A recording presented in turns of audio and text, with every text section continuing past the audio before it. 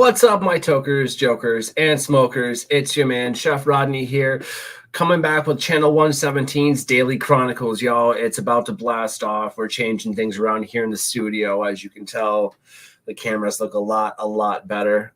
So to that, I'd like to say cheers, y'all.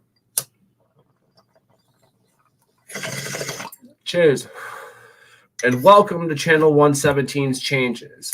Before we get to the 5 dubs and the Daily Chronicles and all of that, I want to share with y'all a few things that we got going on while our guest makes their way to the studio here. First and foremost, y'all, go and get the newest edition of the Pigfish Dime Mag. Go get it. Go get it. This is amazing. You're going to notice a few changes to how it's laid out in a little bit. You're going to also notice some pretty cool articles from yours truly.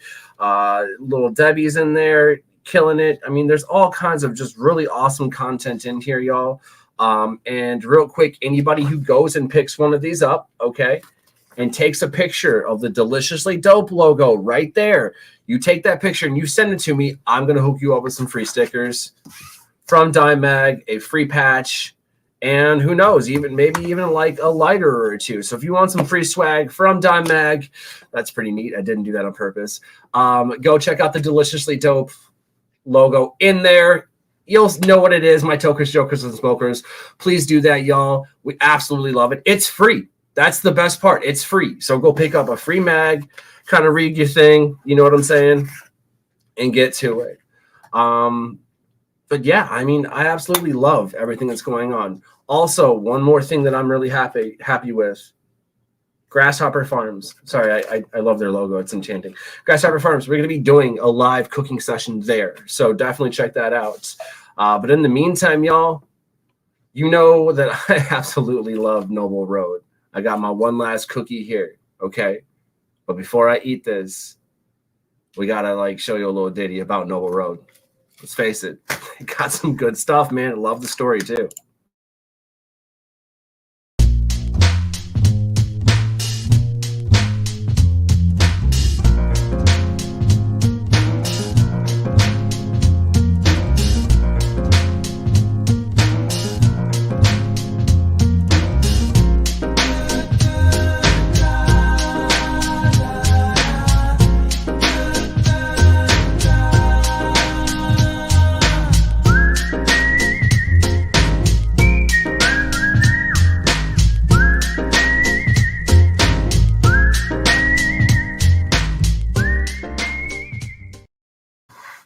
Having a little bit of technical difficulties, no worries, not an issue. I actually just have to, resend an email real quick, y'all. The joys of technical stuff, don't you love it? In the meantime, let's listen to some non-royalty smooth jazz, if you will, and just kind of stare at my face. That's pretty neat, right? While I do office things, just taking a hit of that bong. You know how it is. I'm kidding, yo.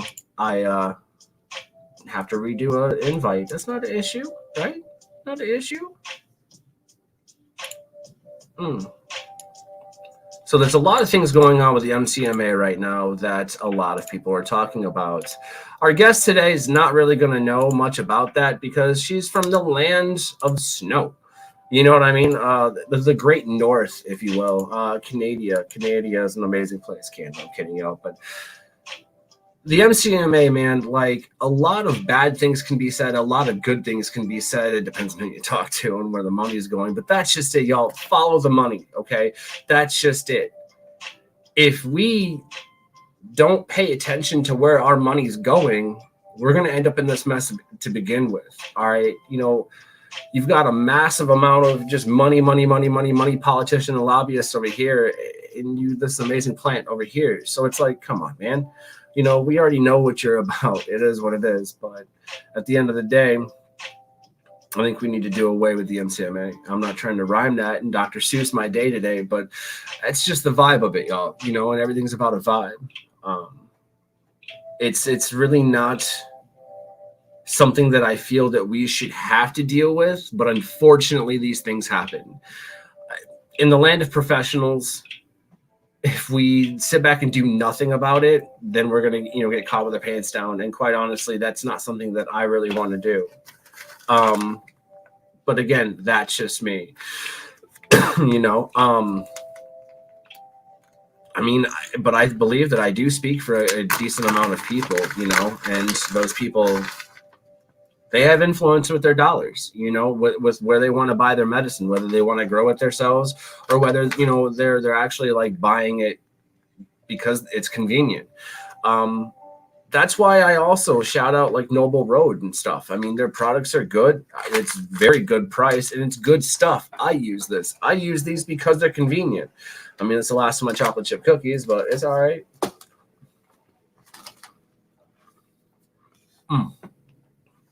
Oh, yeah. Good commercial break. It's so good, man.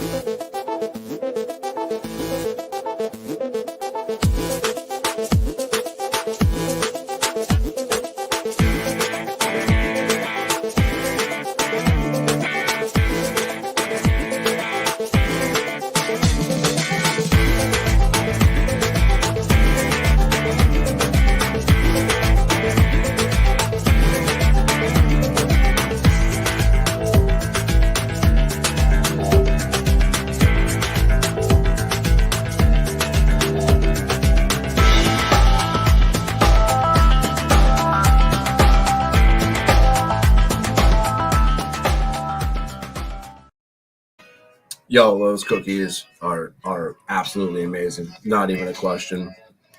So our guest is having a little bit of issues with the emails and stuff. I'm trying to get her in here. You guys bear with me real quick.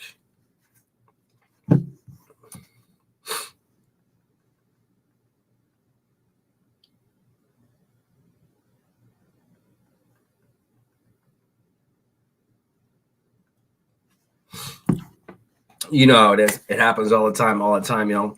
You know what? While we're waiting, why don't we dive into some Plywood Minds? Let's do that. Let's do that. Click into play. Here it is, y'all. Plywood Minds.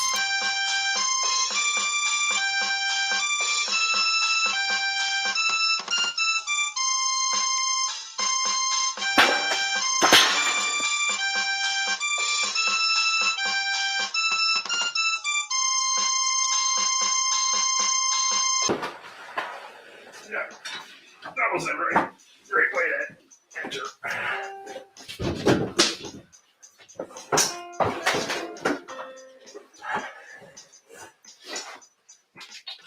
Oh, welcome to the Top Pricks Minute for Stupids. This one, I'm going to teach you guys how to set your fridge to hot. Fridge to hot! It's very simple. And it just takes cutting a few live wires to do it. You ever find yourself in the wintertime, you just want to make yourself a hot meal, but you don't have any appliances to make things hot, like this micro whatever thing that we're seeing here? Ordinary fridge, right? Bakes and makes food, right? Wrong too, because I'm teaching you how to make it hot. So we're gonna cut the wires, the live wires. Just first, you need to get the fridge on the outside, preferably where it's cold in your region. Cut the lines to the fridge so the cold can no longer get made. Start a 5-second fire on top of the fridge so it can get its heat groove back.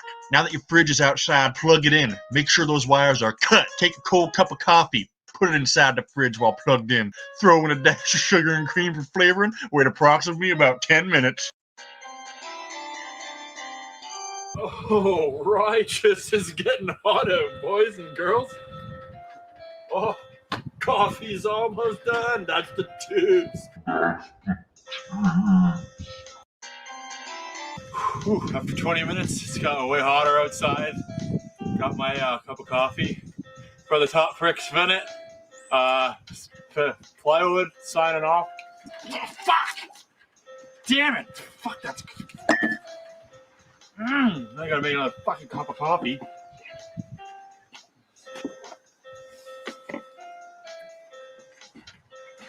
Who did this? You put snow in the hot fridge? You did this, didn't you? You did this, didn't you? Why the fuck would I put snow in the fridge? It's hot. It's not supposed to have snow in it, so why? Fridges are always cold. I'm sweating. The not always cold. I just show you I'm hot. free. Look at, I'm wearing a fucking jacket. Well, I don't know what the fuck's going on with me. Am I ovulating or something? Maybe that's what that smell was in the break room. Yeah. We're in the break room. I don't know. He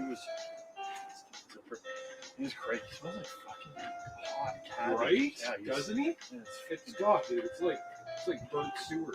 I don't know. I think like I might be pregnant or something. I don't know, man. It is freezing out here. I am dying. It's kind of coming out. Coldness. It's kind of coming.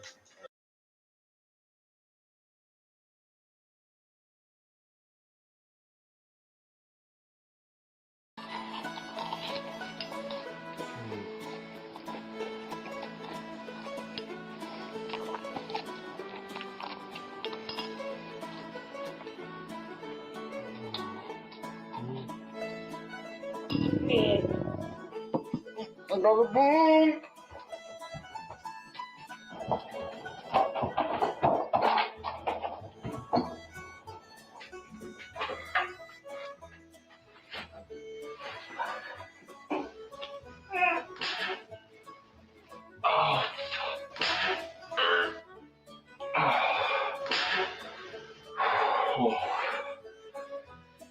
Oh, tacos and cereal. I should the cereal before tacos.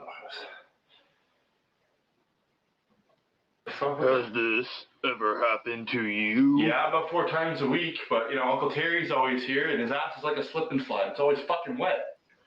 Well, guess I gotta use the roll. Don't use that roll yet. Say no more to those imitation brands that say your ass is clean with every wipe. Bullshit. You need Triple TP. Patented Triple TP fibers let you clean up the wettest of shits. It can also be used for vaginas too. Triple ply cardboard-like sheets. Each sheet of Triple TP has small razor-like metals, we hope, that comb away at even the crustiest of ass hairs. Buy our roll today. Okay, but this better work. Pretty thick.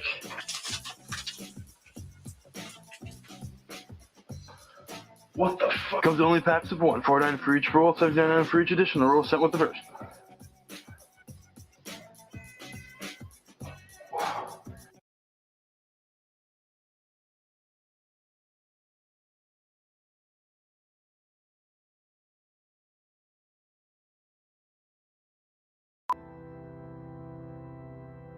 I mean, as a kid, getting brutally molested was, traumatizing.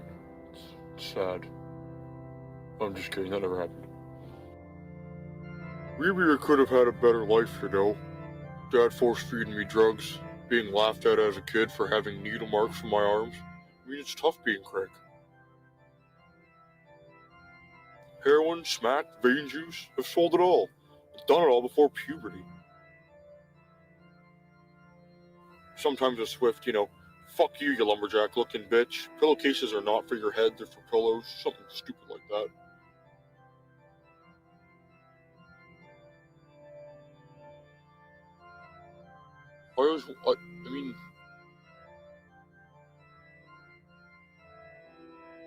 I've been on TV and I've had disclosure, but the pain just keeps lingering.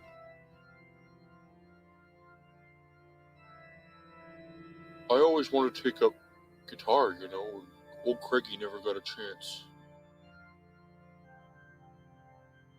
Sometimes I just feel so sad that I have to just... Can you please stop? I'm trying to have a moment here. Thank you. Maybe I could have been a serial killer or a mass murderer or something, Something with meaning is just something I'd like to have in my life. But then again... Hey, you! Want some heroin? Smack? Come back here.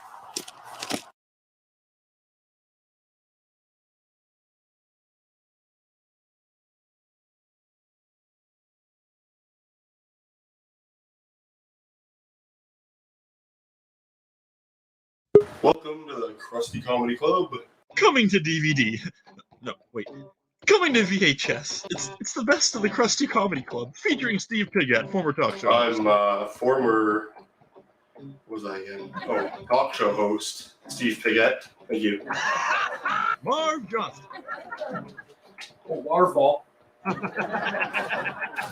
Slick Sally. I never knew what a handy or a blowy was until I was about 12 years old. I thought a handy was a round of applause, and I thought a blowy was the last name of a guy named David. But I asked the janitor at the school, and he told me there was job at the end of those, and I was like, ooh, goody, a handy job, a blowy job. Those sound easy, like minimum wage jobs. I'm gonna be rich, you know? It's clapping to make money and blowing air to make money. Minimum wage, it's gonna be great. But then when I found out what a hand job and a blow job actually were, behind the school with the grade 6 science teacher, I came home as fast as I could, and I told my parents that those were the only jobs I ever wanted. I'm Slick Sally, and my accent sucks. Albert Flinner. Kids, stay off of meth. Drinking new heroin. And other people, and maybe some cats. What if you're having sex with a girl and then she dies the moment that you come in her? Is that considered necrophilia? Like, I've always wondered that because I went to my coroner and I'm like, hey, my girlfriend just died when I had sex with her. The crusty comedy kitty.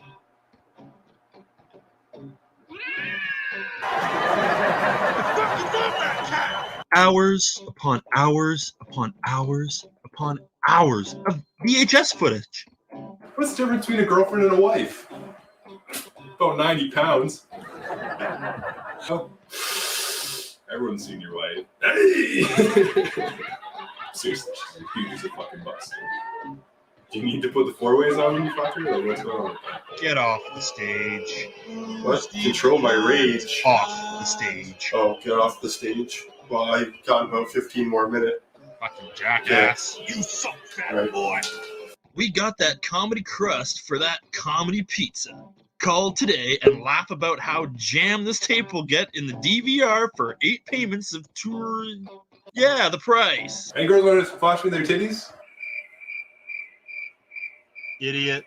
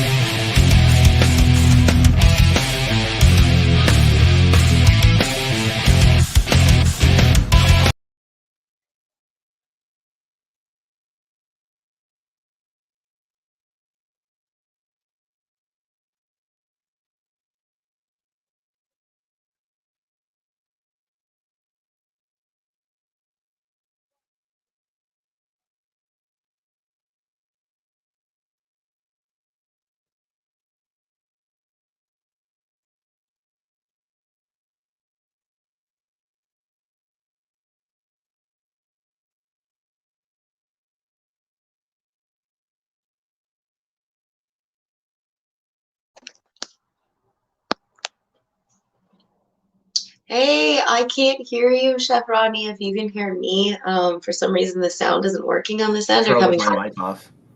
There you go. Yep, no, 100%. Well, this is the Canna Canuck. I ruined that intro. Like I said, sorry guys, technical difficulties. We're getting new equipment here, and I blame the bong, which is, you know, like I was saying earlier, I lost it. Don't ask me how you lose that. It's like I was gonna turn on my mic, but then I got high, right? Yeah, exactly. I mean, listen, things happen. Buttons were pressed. I apologize. My bad. Could you do me a real quick favor before you hit that amazing orange bong? Could you take your camera and turn it real quick? Turn it? Yeah, watch this. So? Just turn it horizontally. Oh, see if I can do that. Hold on. Hold on. Let's see if I can do this. If my stand will turn it. It was on a nice little stand here. Oh, nope. Oh, no, wait. That's not working. This isn't a cell phone, is it? What? Yes, it's on the cell phone. Okay, yeah, you should be able to turn it into horizontal because it'll fill the screen. But it doesn't matter. I don't even care. You're here. It is what it is. Let's go.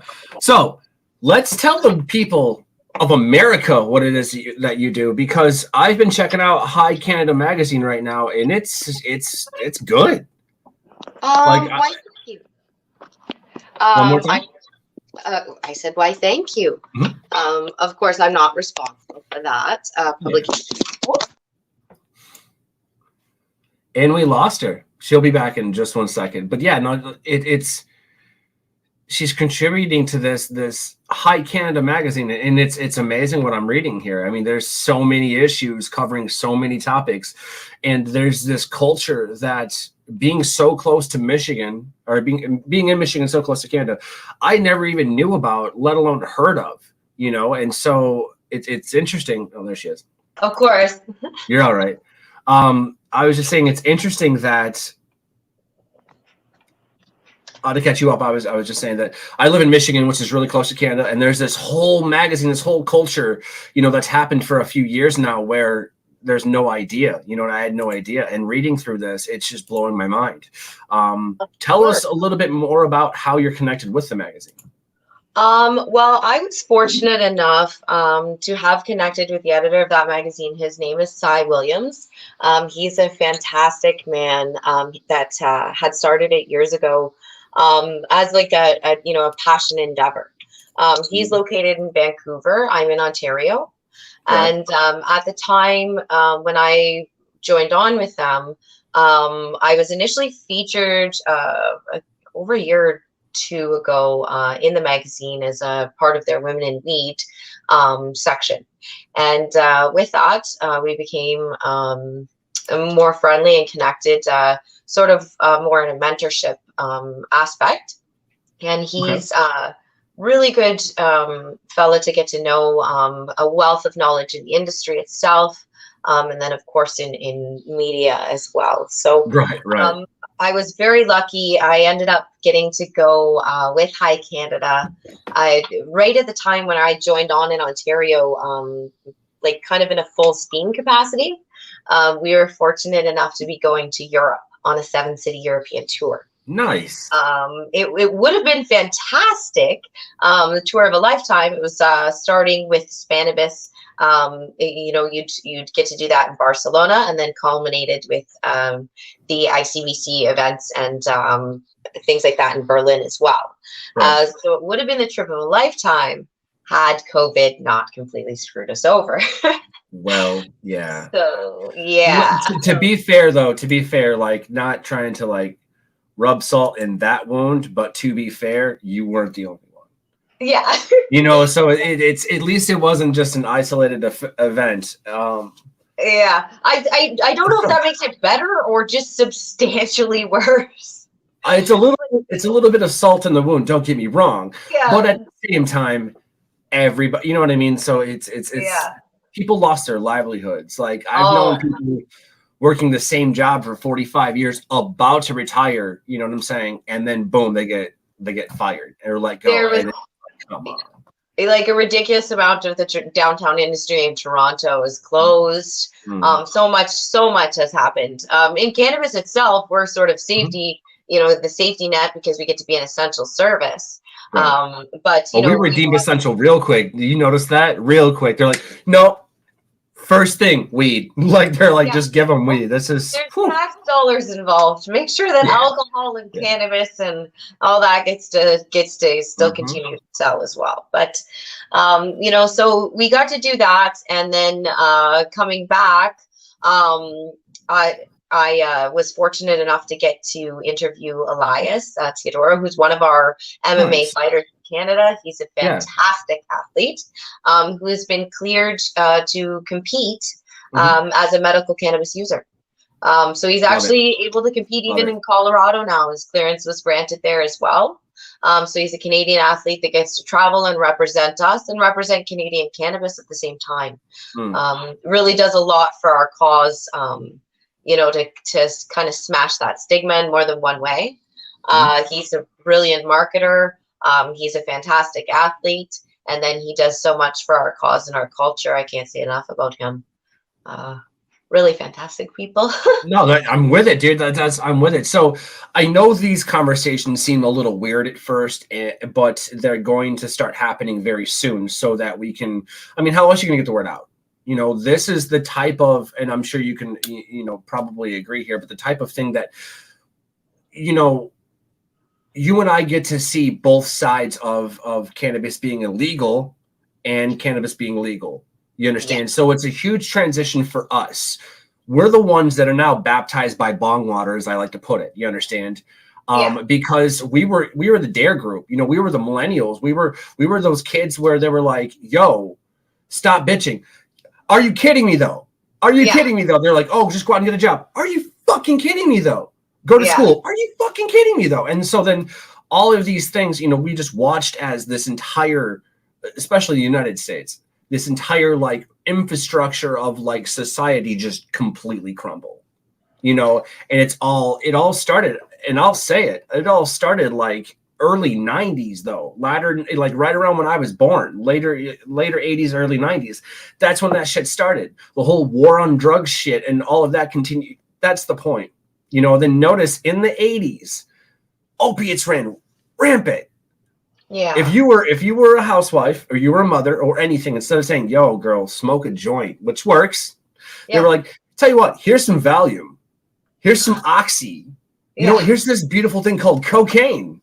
Yeah. You know, whatever story you want to write, you know, all while cigarettes are blasting people, you understand? And so then we really start learning that there's these natural remedies out there, you know, CSAs started coming up, you know, for community growth and things of that nature. We started learning what not to fucking do, you know. And so now, even now, I have people of my parents' generation, people of an older generation. They have a very mean nickname, but fuck it, boomers. Okay. Yeah. I have many boomers telling me, a millennial, hey, you should still do it this way. Why? That's archaic and outdated and won't work. And they're like, yeah, but tax dollars. Nope. No, you know, and so that's why people like you are important. You know, that's why you have a select niche. You're special. You're important to these people. You know, you show them, hey, this is what's out there. This is what saved me. That right there is a very strong message to carry with a lot of emotions. And it's not easily said on camera. It's not easily said through the articles of a magazine or in a picture, you know, or anything of that nature. Speaking of not easily said, I caught something that you did not too long ago. And it was on a TikTok. If you remember this, it was the doorway scene or whatever it is, which those are great. Those are fun.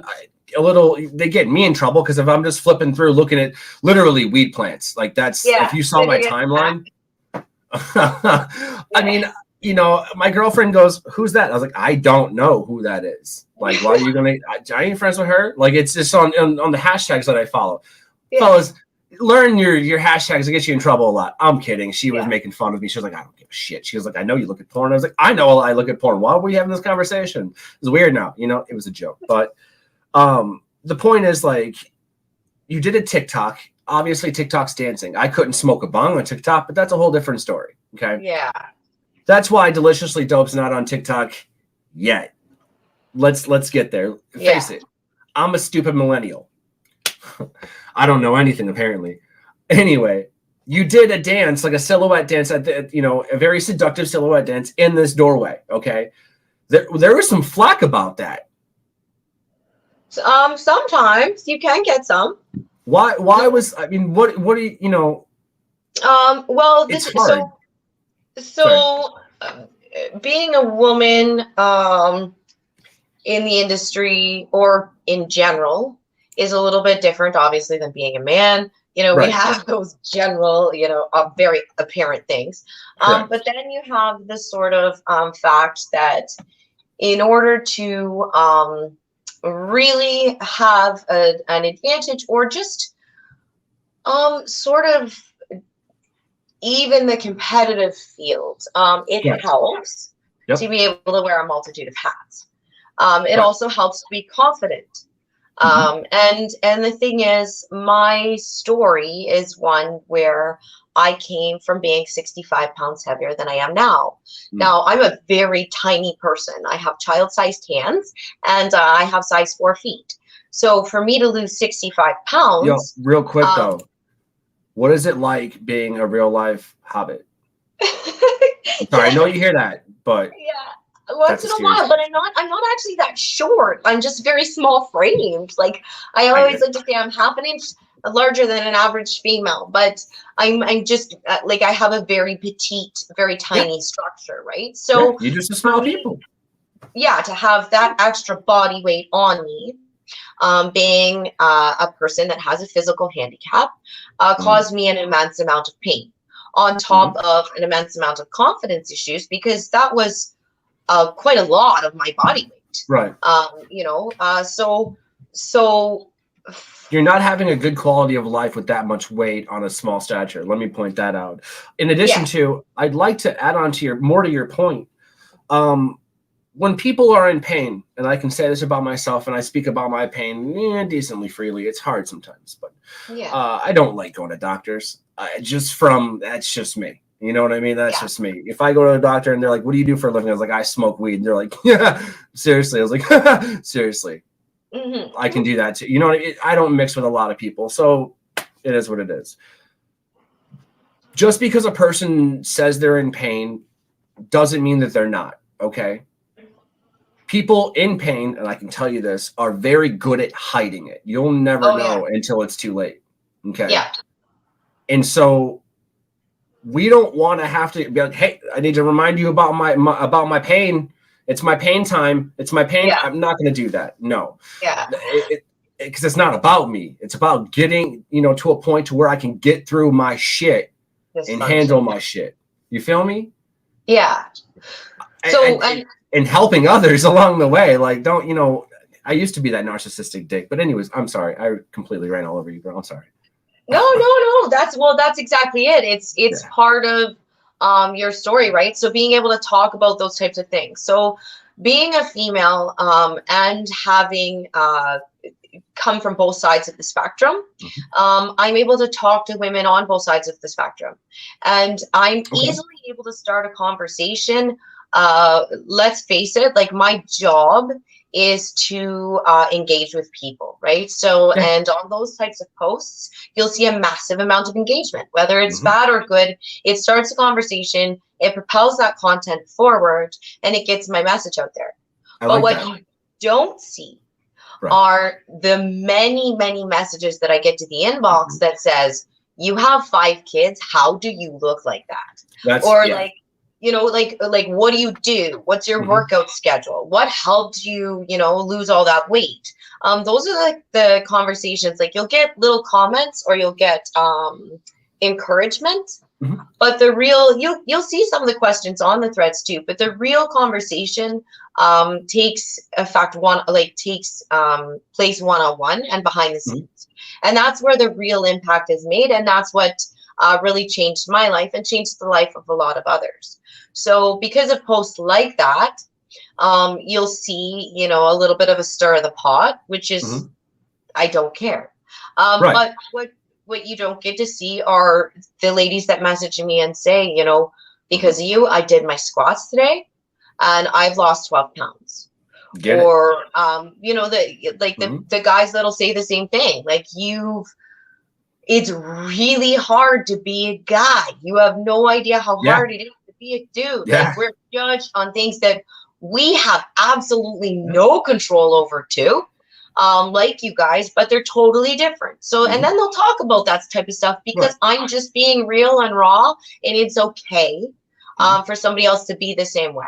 Whether today I'm wearing a sexy hat or tomorrow I look like a Poindexter and I have my big hair and a dread bun, like whatever it is I'm doing that day. I think it's really important to showcase that as a woman, I'm sorry if you don't like it, but there are certain times where I do wear that hat. And there are certain times where I'm also sorry if you don't like it from the other side of the spectrum, but I look like shit. And, I got stuff to do. And I'm not here for your sexual pleasure. Yeah. But, like, one time I think Pink had a song. It was "I'm Not Here for Your Entertainment" or some shit like that. I remember hearing that somewhere. Yeah. Some bar somewhere. Yeah. So, like, what people fail to consider is that the stuff that goes up there is not up there for anybody, like, for any specific purpose. Unless it's for me or to do my job. Yeah, so it's an art form. Like, in a way, it does take a surprising amount more time than one would think. Or, there's more to do with it, like I said, that you don't see behind the scenes and stuff. And it is what people don't realize about social media is there is such that insidious and dark side, or just the garbage. Like, there is a lot of just like overtly sexual stuff, just nonstop without a message or without purpose, or there's just a multitude of really debasing, ridiculous things or time wasting things. Like, there's just, it's social media. It is a social scene, and you're going to get that in person in a social scene. You have those cliques, and you're going to get your intellectuals or whatever. But I love the fact that if you're willing to look at that darkness and you're willing to just take it for what it is, you can really find the light in it and reflect in that and bask in it. And it makes a lot of the difference. You can learn to more easily dismiss or scroll through things without getting your knickers in a twist or without them impacting you, and really find the stuff that kind of speaks to you a little bit more. So, I guess my message is, haters gonna hate. Exactly. Haters gonna hate. Potatoes gonna potate. That's my point. Like, at the same time, there are those in this world who over-sexualize themselves in order to gain attention for their platforms or their narratives. I would like to point out that we're really just kind of not. It's a very sensitive subject, especially me being a straight white male. I'm to the point to where it doesn't matter, dude. What color do you want me to paint my face to fit your narrative? What do you want from me? You know what I'm saying? Like, I'm not either way. But at the same time, like, your narrative is a whole different story, because I've worked in the industry right next to women. I've worked with women that are more, that get laid more than men, and you know what I'm saying, via the same, like. I thought, being gay was just normal because I grew up in kitchens. Okay. It is normal there. You understand? So is telling a person to go fuck themselves because I don't give a fuck what you want. You see my point? And everybody's like, oh, you swear? I don't give a flying fuck. If you don't like it, whatever. It's a word. Actually, the best part is the reason I use fuck is because it can literally fucking be used for any fucking thing. That's my point. If you can't eloquently put a sentence together with the word fuck, I don't really believe you. But at the same time, that's what happens in kitchens. You know what I'm saying? Yeah. So there's no holds barred. That's what I'm trying to tell you. There's no filter, and it happens. Okay. Yeah. And I've literally watched a lot of you just deal with stuff, and then it blows up, and then you handle it and you're back in the kitchen. Exactly. But I'll tell you this. I've learned so much more from my female counterparts, and that's what they would want to be called. Pronouns are important, but I'm sure every single one of them, and they know who they are, those assholes, okay? That's what they would want to be called. So my female counterparts that I'm still friends with, huge friends with, acquaintances with in the industry, I've learned more from them and my time spent with them than any one of their male counterparts. I'm not even joking. You know, they get it on like, I want to say like an energy level. They get it on an emotional level. And that's more of what we need. You understand? We need to normalize that having emotions is fine. However, we need to point out toxicity in life. It's not all right. How are you going to sit there and be like, oh my God, this is amazing. You know, go organic. And then you're at Starbucks 10 minutes later. Yes. You know what I'm saying? How are you going to sit here and fight for a world for paper straws and then wrap them in plastic? You see what I'm saying? Like it's maddening to me, but at least it's good to know that I got someone, you know, that's just as crazy, if you will, or believes in the same thing as I do. And that's always helpful. But at the same time, I do feel like what's going on with, you know, High Canada and all the entire message that you've created for your life and what you're doing as an influencer. I can't say thank you enough. Any help from us here, anything, you let us know, we'll do it. Absolutely. Stolen motivators do exist. That's, you know, that's huge. With that, I actually want to play a real quick clip from one of our sponsors that I think that you would enjoy. And if you like it, we'll get you one of the sweatshirts or something. That'd be pretty gnarly. They would love to know you, especially in Canada. They would love that. But when we come back from this, you guys sit tight. We're going to get right into the first time dubs. We'll be right back.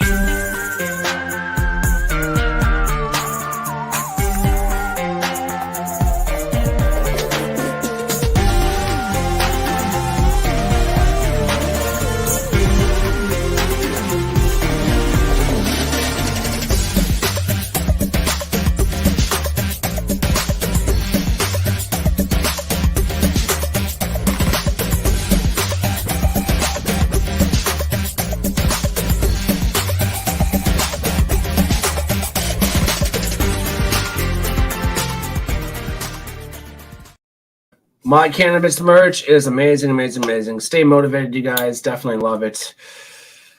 Ali, the Canna Canuck. Let's get into it. The first time dubs. First time dubs. First time dubs. Who, what, when, where, and why? Who were you with the first time you smoked weed? The first time I ever smoked weed, I was with my brother. Okay. What were you guys smoking? We were smoking blueberry, which is funny enough, the same thing that I'm smoking right now. And I did the lung the first time I ever got. No. Yeah. Like not a puff off a joint, nothing like that. No. So my brother brought me with a lung and I did it twice. What was this? It was in my apartment. I was, I believe, 18 or 19, probably 19 years old, I believe. I had actually written not too long ago. Yeah, I had written about it on the Toronto Portrait Project. They did. Can you give me a copy of that? Like, not to be like I'm a writer, like a, you know, I have a few publications, and I love reading other people's stuff. Like I've had, you know, bought a bunch of books from other people we've had in the show. That would mean the world. I would really appreciate that actually. So yes, I was with him for the first time, and to be honest, I had actually split up with a guy for smoking weed. It was illegal back at the time. I was a young mom, so I didn't want any part of it. I told the guy before we'd started seeing each other. He agreed. He said it was no problem, and then he was showing up to my house completely baked. So I was like, yes, I was done with that. But at the same time, he also, so it wasn't just getting high. It was he got high and he also kissed a dude. So there was that. So like there was a combination of effects, but at the same time, it didn't do anything for cannabis cause when all of a sudden I hadn't been high before and somebody gets high and they're kissing dudes. It was a little like, so I had to experience this for myself and see what was going on. So that's what we did. I called my brother and I said, listen, I need to break up with Adam. And he told me that I had no idea what it was like. So I was just judgmental and all this stuff. So I was like, he has a point. So I need to get high. And that's how that happened. What about you? I mean, listen. That story is hands down. I'm not asking anybody anymore. That story trumps them all. I'm not. That's a good story. You know, it sounds like it not only is it chronological, obviously, but it encompasses everything. And the last question I was going to ask you to put the period at the end of the sentence was why you did it, and that it tells everything. It's like you, I don't know, do this for a living. But no. That's the point of it, though. Like, a lot of us, we don't really talk about the first time that it happened and the reason why. And that's important, y'all. You know what I'm saying? That's the most common question we should be asking people, because then you can figure out, and real quick, if you don't mind, when, where, how it's important and how it affects other people. Me, I've been smoking weed up and down, left and right my entire life. I knew the metric system. It's a thing in the United States very well in high school, but it was a whole different game back then. You know, you grew this shit weed. It smelled terrible. It was seeds everywhere. I should have kept the genetics, but not the point.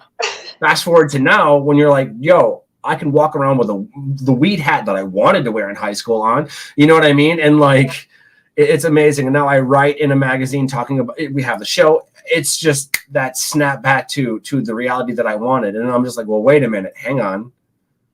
Are you sure? Because I was an asshole years ago. I was a drunk. Like, it was, you know, I was that guy that Jameson got enough in me to find the biggest person. It's probably not going to be a good night. You know, I was that guy. I was a narcissist. And that's what people don't talk about. They don't talk about, yo, I'm a recovering narcissist. Well, why do you say that? What's a narcissist? No. I was only a narcissist because of my addiction to alcohol and a little bit of substance abuse. You know, that went away. I'm not that person anymore because I don't knock them back. Well, then why don't you do an That's not like that. It's just not for me. Smoking is my thing. Okay. You know, my girlfriend has all kinds of booze in the house. Guess how much it affects me? None. You know why? I have more plants than she does, but that's not the point. The point is, you know, it's just not for me. And I know that. That's it. A lot of people are coming around to that now, you know? Yeah, that's the same. Like, so, and that's the thing that I talk about as well. So back, you know, I'm a mom of 5. It is very, very common in the social circle. You get the family and friends all together, and you make a pitcher of sangria, or you go out with wine at a picnic table, or whatever it is. It is perfectly acceptable. Nobody bats an eye. With the booze or anything. Yeah, but do you smoke? Whole different story. Yeah. Yeah, and there's zero benefit whatsoever to alcohol, but there's a multitude of benefits to cannabis. And then, you know, of course, you have that judgment, and you have so many signs that say it's wine o'clock. Sorry. And we're now, like you said, now I get to wear the weed hat and things like that, but you're still stigmatized. Yes. Yeah. So there is a very it is a smaller percentage. I mean, we are still a minority. Cannabis users, they are. Right. So with every single minority, you know, you always have some sort of issue trying to get your rights or your voice heard, or just, you know, yourself understood oftentimes. So, you know, our plight is substantially different than some others. Welcome to the life of being a chef. Yeah. No one really listens to the guy that cooks the food. They just care about how much it costs and whether they can eat it in time. It's the truth, you know, and people don't want to pay for the 30 years that took me to learn how to make that in 30 seconds, you understand, or 3 minutes or whatever have you. Nobody wants to do that. You know, nobody wants to pay for good, wholesome. Nobody wants to jack up prices, especially in this capitalistic, you know, nation that I live in. And it's the truth. You understand? Yeah. You go anywhere else, you don't hear the same things happening, especially to Canada. You understand? And so that's why, you know, I soon hope to travel when everything COVID and everything, you know, calms down. And well, I need weed to be legal a few more places, because let's face it, I'm not going. So that's where that's at. I know the states in the United States I'm going to, and I know the ones I'm not. That's what I'm telling you right now. Because the ones that I'm not, they're gonna go on federally legal like you guys. Yeah, we're close. We're not there yet though. So if you get caught in a state or on a federal level or something, they could detain you federally in federal prison until it goes legal. And then Lord knows what. That's the so point. ridiculous. Exactly. So do you think you're going to see that come through with Biden? No. You don't think you'll see it? No. We were told it would happen. Let's say so from an American perspective to a Canadian's perspective, I'm not going to tell you who I voted for, okay? But I will tell you it wasn't Donald Trump. That's what I'm going to say, okay? Yeah. I feel that I was lied to. Obviously, politicians, right? And I feel that some of the promises that were made and things of that nature aren't being upheld. It is what it is, okay? Yeah. But what can I say? Yeah. I'm one of very many. What do I think? Me personally, Chef, sitting in front of you, I think that we were lied to gain a popular vote, okay? Because that's where a lot of people wanted to go, and decriminalization and things like that. They're never going to federally legalize it. Instead, they're not going to decriminal. They're going to deschedule it. That's what they're going to do. Okay, from the class. I think that they won't. They'll make it decriminalized federally, which means you can't go to prison for it. You see what I'm saying? That would be phenomenal for Correct. you guys. But they're going to tax the shit out of it. Well, see, that's what happened here. So that's legalization instead of decriminalization. Right. So but they're not going to call it that. So everything is very like you have to go for licensing. Dispensaries require an immense amount of paperwork. Yep. It operates like a obviously a legit business. It's called the white market. We've dubbed it here. Yeah, the white market. Yes, yeah. So we refer to the black market. We call it legacy here. Okay, I like that. That's of course fancier. Yeah. We kind of it kind of just puts it in there as a they're the originals, pays a little bit of homage to the ones that had started it all. I can see somebody calling it like, "Hey, let's call it the Upside Down." You got Stranger Things fans going, "Nope, don't do that. Tried it, people died." No. Sorry, that was terrible. But no, that's the point of it, though. We've got Canada normal. I'm actually supposed to. There you go. Get it. That is dirty. That is filthy. That is a filthy piece. You know what? Here's what I'm going to throw in your face. Just because that's a filthy piece, this is what you get.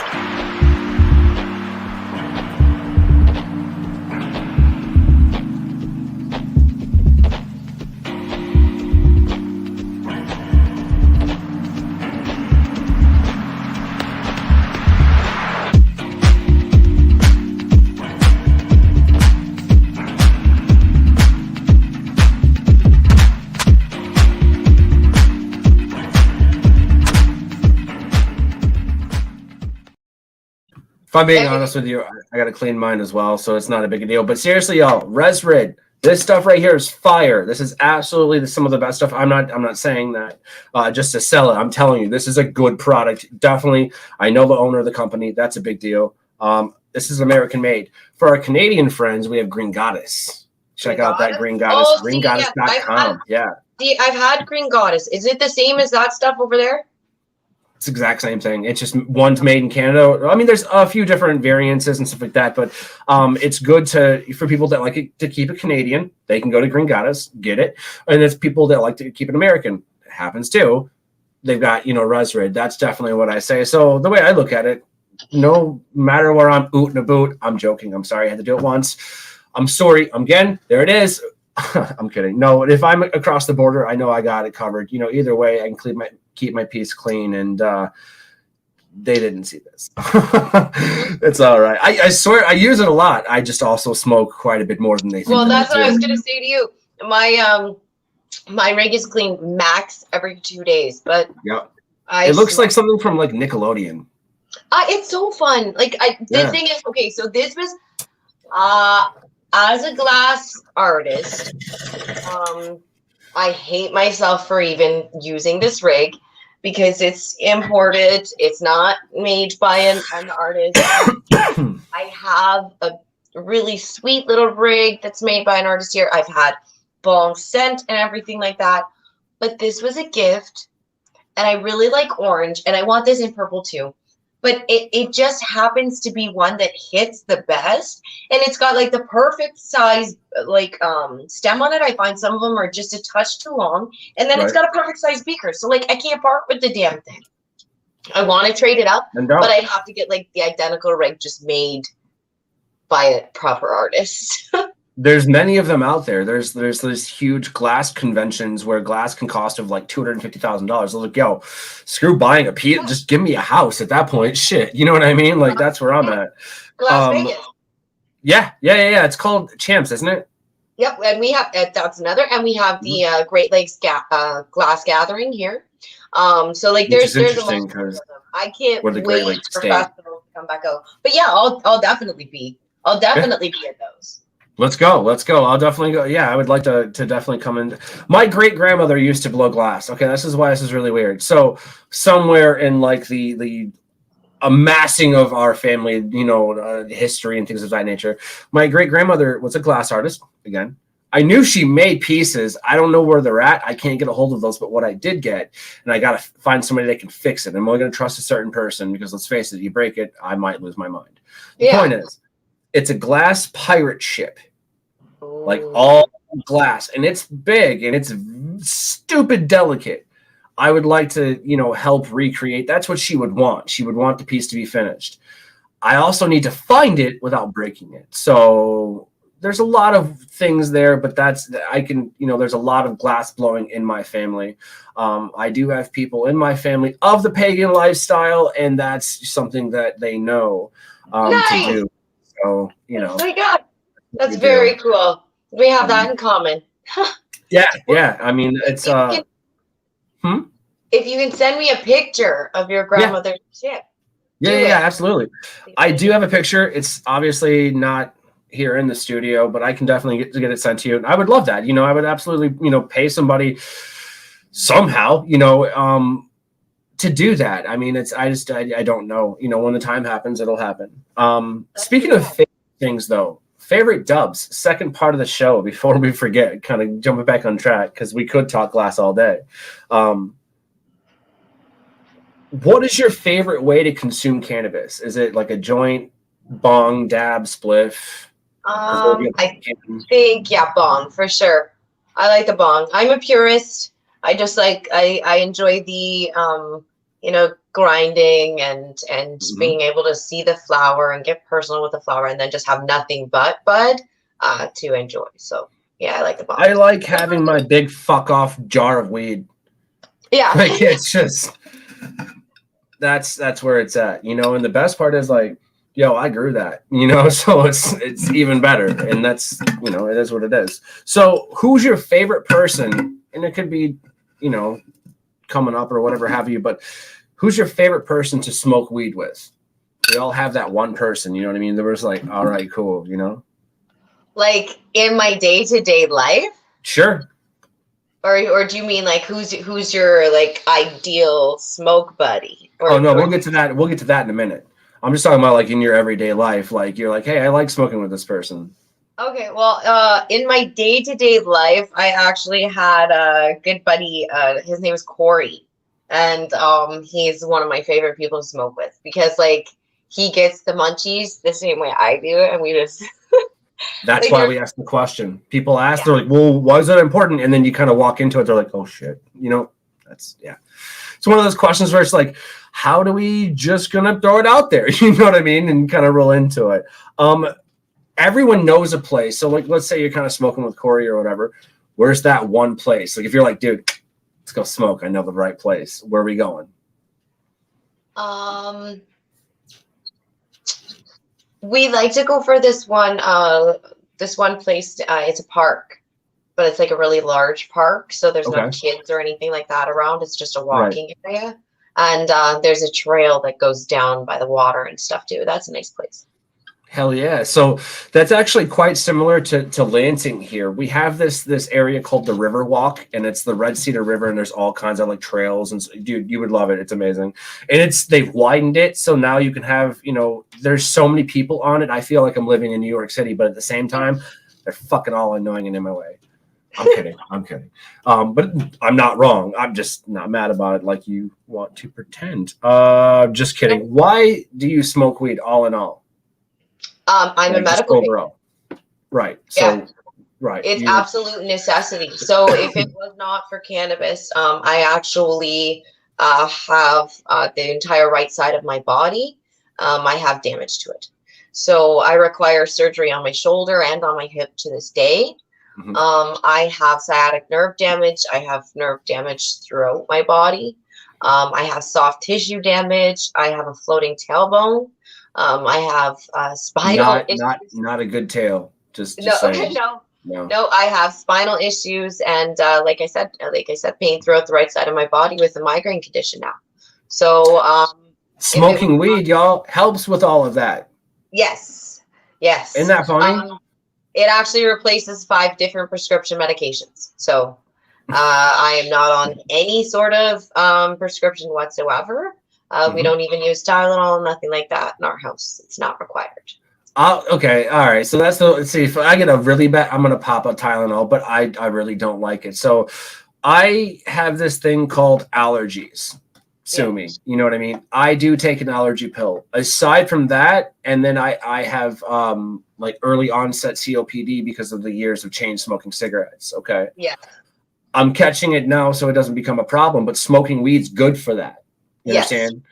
It is, and I can tell you, it is. I have allergy-induced asthma. So while COVID was a thing, you know how many times I thought I was dying?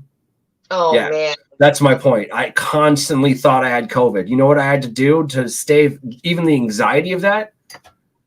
Smoke weed. That's my point. You know, I couldn't go to work and grind and stuff. So when your body slows down and you stop that motion, all of these things start breaking down. You know what I mean? You got that fast car that's starting to go slow and hitting every bump. Yeah. It's going to start to nickel and dime you. Well, I don't want to get replaced with a newer model. You know what I mean? So I just started smoking more weed and replacing weed for things, you know, and now I'm making shakes in the morning with, you know, weed protein in them or RSO or something of the nature. And now it's bringing me back healthier, except for then I started getting the munchies and started eating more. So, you know, 6 to 1, half dozen the other, right? Yeah. What's your favorite munchie snack? Oh shit. Anything I don't have to cook. I mean, I don't want to sit here and tell you that I have the world's best diet. I don't. I will tell you that I am in shape because round is a shape. That's it. I think a good quick go-to, literally no bullshit. It's a little bit of canna butter and some toast. That's my jam. You know what I mean? I'll throw some jelly on it or some jam, you know, bam, I'll go to it. But that's just because I'm so used to years of just barely nibbling and tasting food throughout the day and foraging, if you will, that when I get home, that's when I slam food. You know what I mean? Yeah. And I'll notice that when I sit down and all of my friends and family, people that pretend they like me, I'm joking. I'm kidding. Anyways, sorry. They'll be, you know, done getting seconds while I'm just finishing. And that's the thing around the world too. Like we're eating too fast as Americans. We got to slow that down. Literally, it's causing GERD and all. We're not meant to eat that fast. That's what's causing all the issues. We just slow everything down a little bit and live your motherfucking life and enjoy that food. It's gonna taste better. Chew it. Yeah. Then taste it. Taste it. Yeah. Taste it. You know? At the same time, I was that slob 5 years ago, you know, drunkenly pulling through Burger King or McDonald's or something and taking an entire cheeseburger and just mowing it into my maw with my hand and getting to work as fast as I can. You know what I mean? So it's just like, dude, because funny story, y'all, not to stray too far from the subject, and we'll get back here in a second to the crazy dubs. That's my favorite part. You don't get free food working in restaurants. It's always discounted. And then you learn that they're not paying you as much as you could. It's entirely fucked. But you got to be that change and step away from it. And that starts with, I guess, not eating junk food. I don't know. I wrote myself into a corner there. But after we come back from this real quick message, we're going to get into the crazy dubs with Allie here. Let's do it.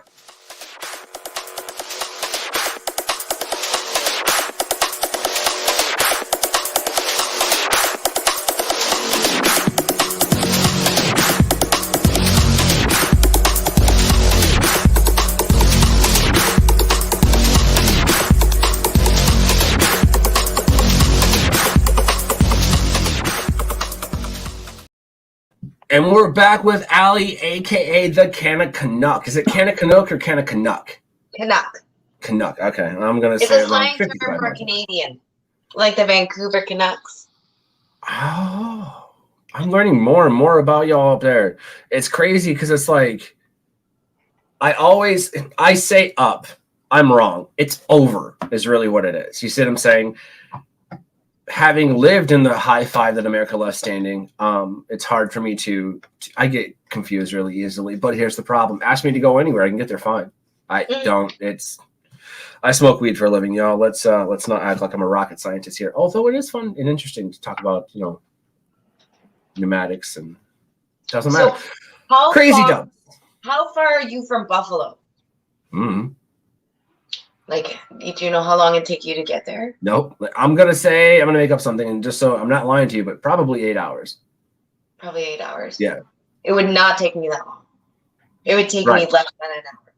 That's what I'm saying. So you're kind of down instead of like up. I keep saying up because I think Canada is up because I was raised in the American public school system. They teach you Canada is up. Most of it is, not all of it. You know what I mean? So that was exactly. I've never been to Canada. You know what I mean? So it's kind of like I need to go do that. I mean, okay, I lied. I've been over the border a few times and I got hammered when I was 19. I don't remember. I was drunk. That doesn't count. You know what I'm saying? My friends had to drag me back over the border. I don't even know where I was. They did.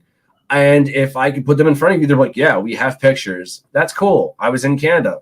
Don't remember any of it. It's gone. But that doesn't count. You were drinking Canadian beer. No wonder. Well, I was also probably smashed doing it too. So there was that. I didn't do anything sober. It was just like, all right, cool. We pound this. You know what I mean? When we get it in and then it hits you and you're like, oh, shit. Speaking of hitting it, crazy dubs. This section is all about that time that you just got way too high. We've all been there. Smoked too much, eaten too much. It is what it is. So who was with you the first time that happened, that you just got way too high? That was actually the time with my brother. Oh, because no. because I did the lung and the lung, right. He said he was killing himself laughing because of course I had a coughing fit. And he was like, you're not supposed to do the whole thing yourself. Like, he's like, you passed it. And I was like, oh. No. I was like, okay, well, fill it up. The smallest one in the room. She's just like, nope, we're going hard in the paint today. So yeah, he was killing himself laughing.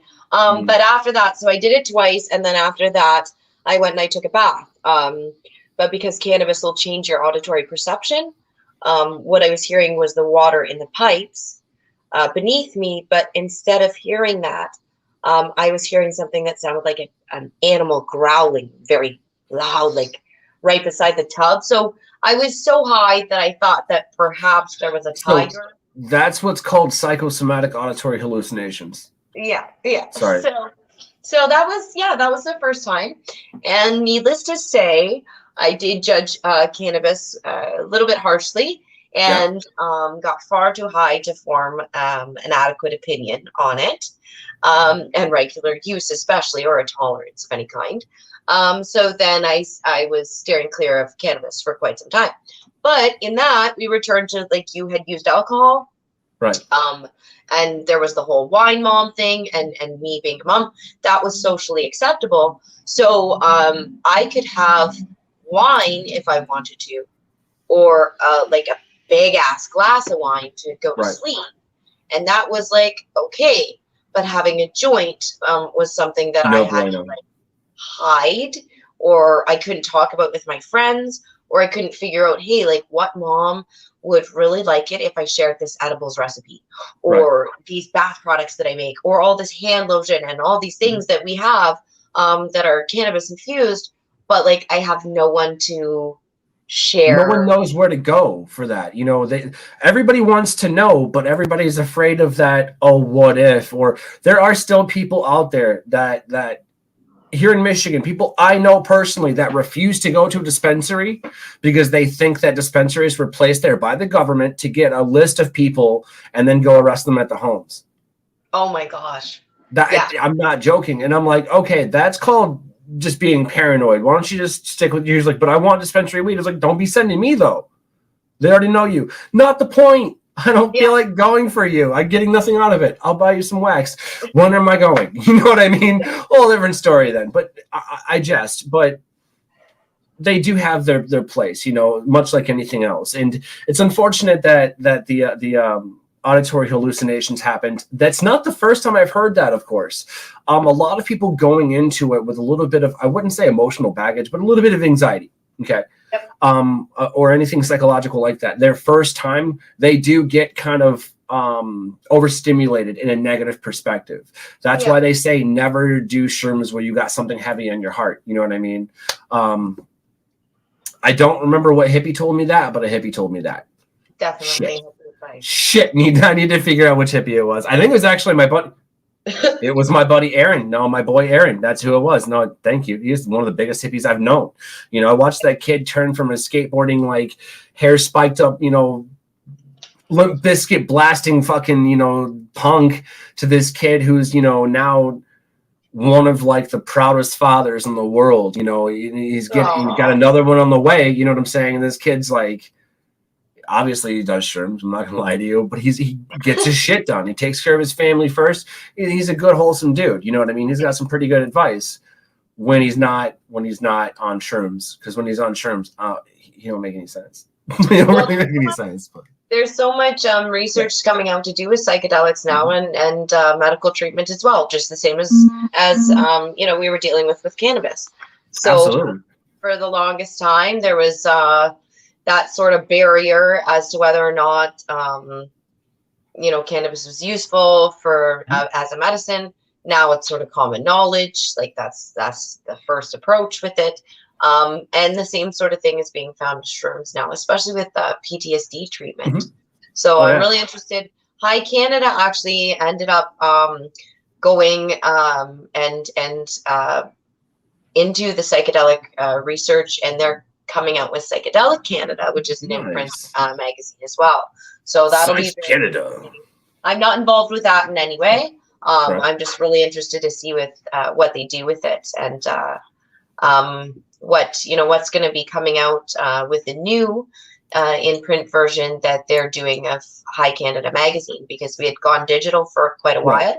But then they're primarily Alberta and BC focused. So I'm not sure what's going to be coming out of Ontario for the future. But the lead in Ontario's name is Tammy, actually, and she primarily handles that now. So we'll have to see what's on her editorial schedule and what she's got up her sleeve for the next little while. Absolutely. Now, real quick before we go to our the next dub, which is the planned dub, kind of wraps up who you are as a whole, what you kind of plan to do as a cannabis, influencer, connoisseur, entrepreneur. Insert cannabis pronoun here. At the end of the day, when you started kind of freaking out, the hallucinations, why did that happen?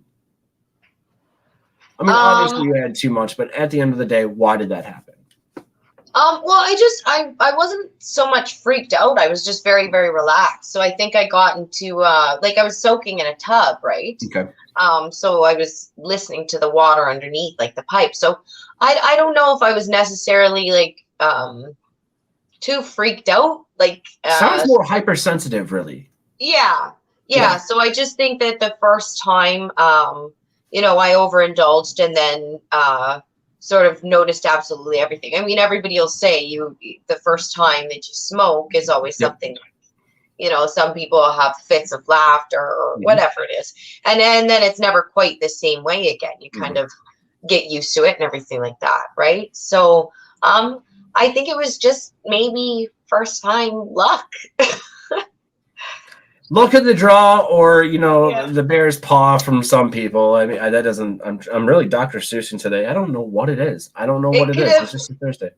It could have been I had something incredibly fatty as well, like whatever else had been in my diet at the time, sort of made the THC more bioavailable. I don't know. But whatever it was quite a substantial amount for my first time, and it was good bud. So there you go. The purpose of that question, for those of you who are like, well, what's the point of the question? Well, the reason we ask why and the reason we ask these questions is because it leads to answering yourself. The point is, well, why did you smoke weed to begin with? Well, look at what you've learned since. You know, why did you freak out? Well, look at what you've learned since. And that's the point of it. To make that visually apparent instead of, well, what did you learn? Like, you know, a smart aleck Roger Rabbit or some shit. Though funny and tempting, don't make me do it. I think that it's more important to allow the person to kind of illustrate the point and just put A to B. I know that's asking a lot of some people, but if just deal with it. that's the only way we can do it. But we'll be right back. Sorry, dry mouth like a mouthful. But we'll be right back with the planned dubs with Miss Canna Canuck, y'all.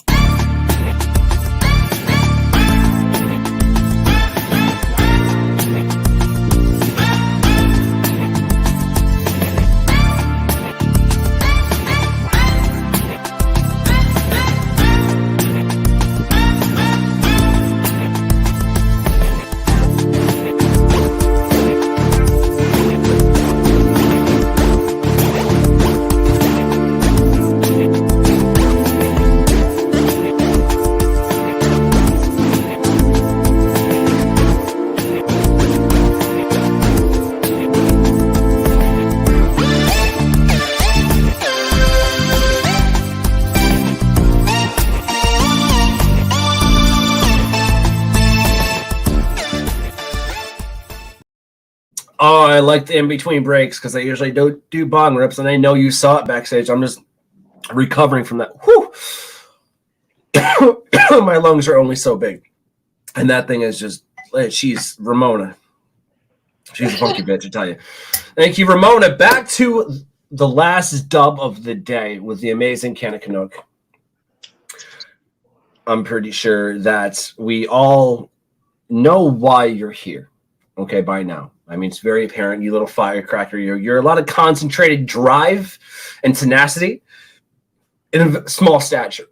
oh, thank you. It's the truth, though, you know, and that's my homage. Excuse me, getting my lungs back. All right, it's my homage to kind of like tip of the hat to you. You know, there's a lot of people out there that would be like, oh yeah, that's cool, but hey, my OnlyFans, that's great. And if you got an OnlyFans, don't get me wrong, get your money, girl. You feel me?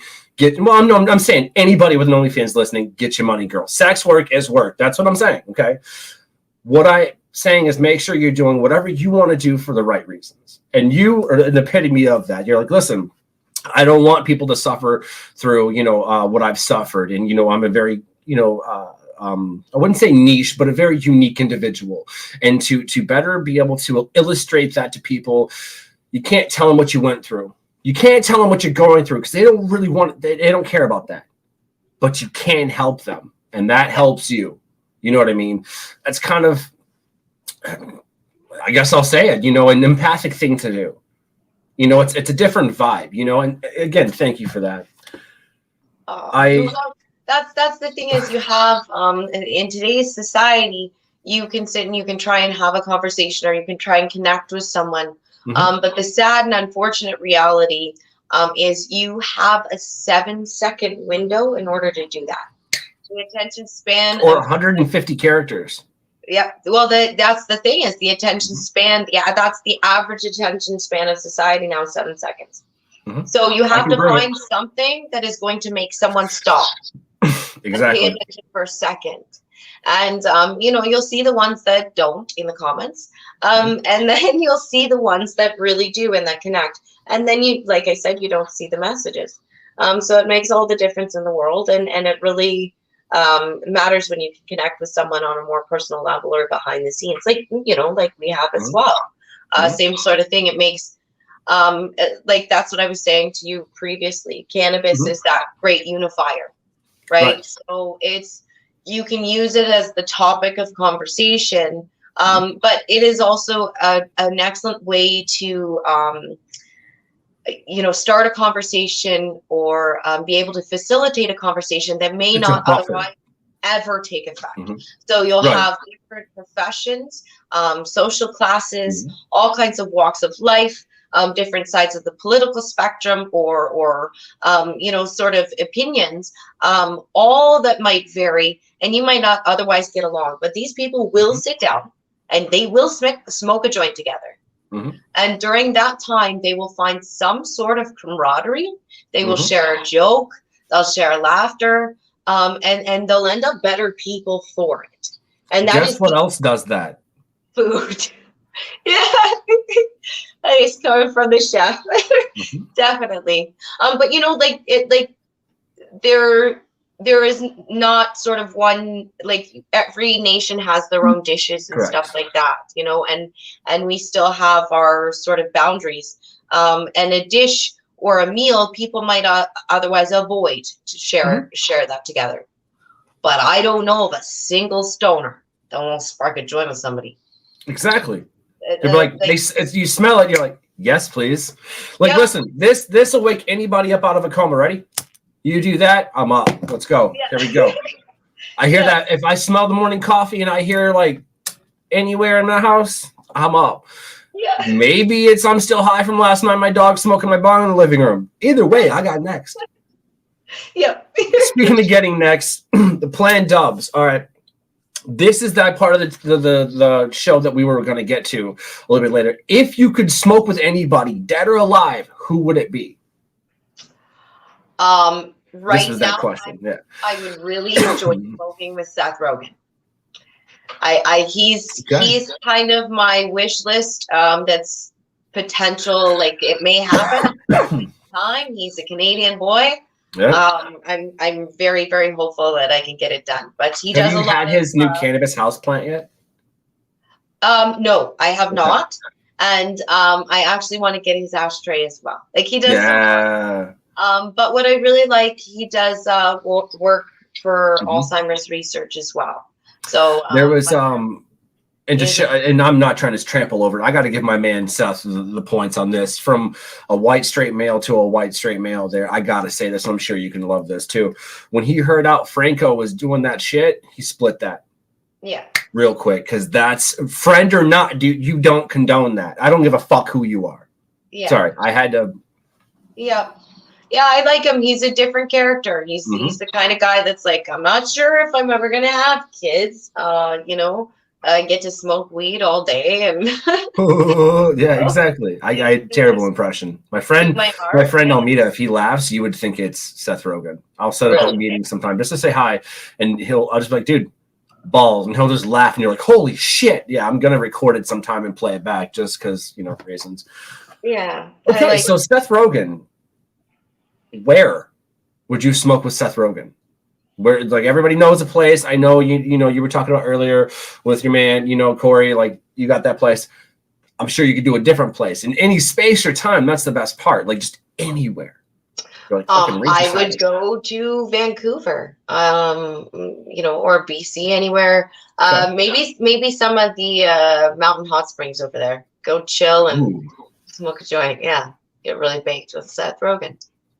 I think it'd be a party. I don't see a downside. I mean, that kind of, what would you guys smoke though? Like, obviously, if he was like, yo, here's houseplant, you're like, that's cool, like, I guess. But like, would you do a dab with him? Would you do a spliff? Like, how would it roll? But yeah, definitely flower. And I think if you're smoking with Seth Rogen, you have to go blunt. Probably just to celebrate the occasion, right? I would ask for hemp blunts, one of those like big ass cones, the big comical cones. Or a cross joint. Yeah, because that's his thing. There's some speculation saying that he was the one who invented the cross joint. I don't care who did. I just know he knows how to roll them and smoke them, and that would just be baller as shit. Because growing up watching Pineapple Express, let's face it, was a great movie. Okay, a little tarnished now, but it's still a spectacular Seth Rogen film. You see that it becomes iconic, whether religious or not, but it becomes an iconic symbol, and I think that that's why he did that. Yeah, I love it, man. That would be great. Yeah. I think that's gnarly. Who would your pick be? Who do you want? Nope. You won't give it away? I mean, I will, and it's gonna be fucking awkward because people are gonna be like, "No, you can't pick that person. That's not fair." I'm gonna. I would choose to sit down and smoke a joint with the Mona Lisa. And here's why. Yeah, here's why. I want to know, just sit down. She doesn't even have to say anything, but I want to know what people thought as to why that was beauty for that point in time, or why they didn't, or why the Mona Lisa is the Mona Lisa. I need to know why, and you won't know that without being around that inspiration. So being around that inspiration kind of leads me to, yes, but was she actually beautiful? Was she plain? We don't know. Why did we put a connotation to this? Why did we create a fashion around this? And so cannabis is the same goddess in and of herself. So it's about the herstory really there. And I hate to use that term, but at the same time, it is, you understand, give it its diligence, give it its fucking, the attention is really where I see it. I'm like, check it out though. You see the Mona Lisa. Yeah, you see David's and all of these statues of men. But that one painting of that was the most beautiful art piece in all of history. The most common too, but if you say what's the hands down the Mona Lisa, I want to see this. I want to be in the epitome in the moment of smoking weed with a literal living art piece. I want to see this again. She does not have. I just want to make. She'll know how to do it. You know what I'm saying? But I guarantee that if you take a after picture, if she was stoned and painted, it would be more beautiful than the one before. And that is the point of cannabis. You gotta wonder if she wasn't smiling like that because she was baked anyways. So you right. think? Or just had to fart. We don't. There's a lot of theories. You know what I'm saying? That's my point. Girls fart. I believe that the hard way. Did and she was just like that. She's like, you smelled it in Delta. Yeah. Like what totally if because those pictures where you catch your friends, you're just like, and it's really not. It's not. You get caught. So what if that was it? Or we're like, we don't know. But the point is, with the Mona Lisa, how come that was beautiful? What if I didn't adhere to that I didn't love beauty? That's the point of it. That's following someone's narrative. What it means to me. What does the Mona Lisa mean to me? Just oversight. It's beautiful for what it was. Not what it is, but what it was. Allow me to explain. The Mona Lisa was a depiction of what women looked like at that time in history. Mm-hmm. I don't want to talk about what they look like now. Oh, some of them kind of missed the point. But the point, they didn't have fake tits. They didn't have fake this and fake that. They didn't have that. Okay, they had natural beauty. Okay, too many people are altering what they believe to be, natural beauty or things like that. I don't care. If you feel happy, that's what matters. Notice that bitch ain't smiling. Just saying, and so I believe that if we start looking at who we are as people and kind of just like relaxing and slowing down time and start appreciating things from different, perspectives of time and things of that nature, I think that we can make this better, world a better place. And I honestly think that that's why the Mona Lisa was painted the way it was. Yeah. That's my thoughts of it. That's also me. How many, bong tokes in, like thinking about something like that. But, at the same sentence, Seth Rogen, I guess, could be the Mona Lisa of our time. I wouldn't be mad about a ginger Jewish person laughing and kind of just bushy beard, smoke peering out with it holding. No, absolutely. Get it, girl. You know what I mean? I'm good with that. You understand? Because at the end of the day, the only people that have to be good with that are us. Because let's face it, mommy and daddy don't give a shit.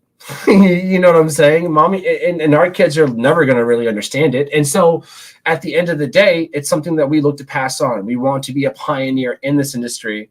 And for that, I can't thank you enough, Ali. I really can't. The Canna Canuck guys, where can people find you? Well, I'm most easily found on Instagram at the Canna Canuck. But you can also grab me on LinkedIn for any sort of business endeavor or anything like that. Alicia Bear is how you'll find me, or if you just search up the Canna Canuck, I'm on there as well. Fantastic. Dude, I really appreciate having you on the show today. I think that, it was very last minute, but it's one of those things where it's just got to happen in the moment. And I apologize about the emails earlier. Let's face it, Ramona's fault. I don't know what happened, but we all have those moments and memory lapse. You guys, non-binary folk, pay attention to the Canna Canuck, y'all. Real talk. She ain't afraid. It's like concentrated fury. You know, like you remember Indespicable Me or whatever it was, where she's just like, it's so fluffy. Yes, that actually, you know, that's kind of funny because yeah, I'm a little bit like that. Listen, I woke up this morning get it, girl, get it. You'll gnaw someone's fucking ankle off, I'll tell you. But no, I'm just kidding. But guys, check out the Canna Canuck. She's all over the place, blowing up. I really, really, really can absolutely get behind what she's doing, why she's doing it. We all have stories out there, whether they be fake or not. It's about a perception. That perception is just be good to yourself. Be a good human fucking being. That's why we're doing the show. That's why I'm like, hey, these people exist. They're not all shitheads. Some of them are, but I am. Don't worry about it. The point is, y'all, we're getting to sit down with people like you, Miss Allie. Thank you again for coming on the show. Thank you, thank you, thank you. And we're getting to like spread the word. Thank you so much for, you know, doing what you do and making sure to give us a space and a platform to, you know, sort of come on and have these types of discussions. You know, everybody, that is the point, that you showcase so many different types of people because we are all different. But that binding factor, you know, is cannabis. There's so many different reasons and you can't judge any sort of one. Like I have personally in my past, you know, and that's why it's so important now to have these types of discussions and hopefully save somebody from what I've been going through before. I learned some Canadian verbiage, right? So if I want to be like, yo, dude, yeah, 100%. No. If you want, it's like, yo, 100p. 100p, yeah. I could speak Canadian. It's stupid as hell. You're gonna end the show on that note. That was dumb as hell. I'm kidding. All right, my smokers, my tokers, and my jokers. I'm Chef Rodney. We were here with amazing Canna Canuck. Thank you very much. If you're happy and you know it, clap your hands. Check the mic and make sure it sound right, boys.